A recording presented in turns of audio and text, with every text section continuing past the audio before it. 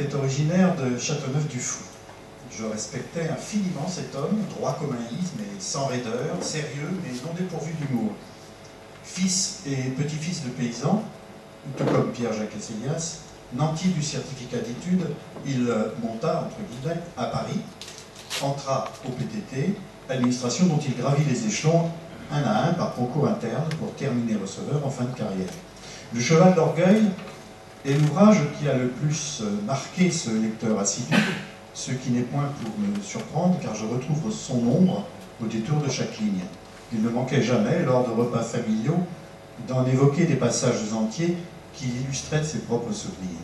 Sa mémoire perdure grâce à Pierre-Jacques Esselias. C'est le miracle et la force de la littérature. Vous comprenez à présent pourquoi mon âme frissonne en frôlant à Poudresic celle de celui qui fut l'icône de ma belle famille et combien j'éprouve à la fois fierté et humilité en un tel compagnonnage. Le romancier recompose la réalité pour en faire une fiction tolérable à sa raison. Pour écrire son livre, il doit se rendre très loin, là où plus personne ne peut l'aider.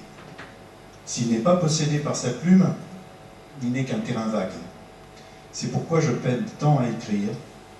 Les mots écorchent mes pensées et leur font saigner de l'encre. Je voudrais écrire des histoires tristes, mais seulement pour les gens qui ne manquent pas d'humour. Je tiens à remercier en premier lieu les organisateurs de cette manifestation. Je n'ignore rien du travail accompli en coulisses que je comparerais volontiers au 4/5e du volume immergé de l'iceberg. Par ailleurs, je m'étonne encore de l'indulgence dont le jury a fait preuve à la lecture de ma petite histoire d'apothicaire et j'espère sincèrement que celle-ci les aura divertis durant quelques heures. J'ajouterai une réflexion d'Alain Bosquet: s'il me reste un peu de vie, au lieu de la vivre, je préférerais l'écrire.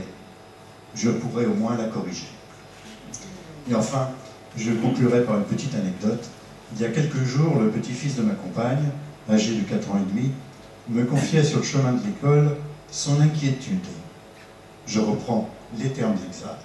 « Jean-François, m'a-t-il dit, j'ai 20 histoires à raconter, mais j'ai peur qu'elles s'enfuient de ma mémoire. Alors, il faut vite que mamie m'apprenne à écrire. »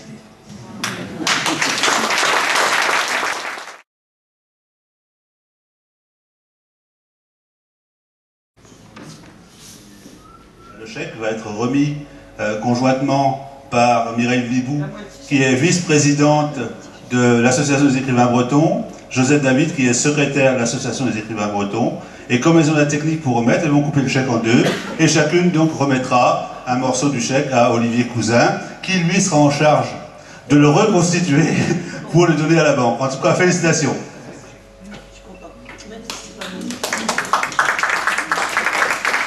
Voilà. Et comme ça, vous aurez eu la bise toutes les deux d'un poète qu'on peut féliciter. Merci Olivier.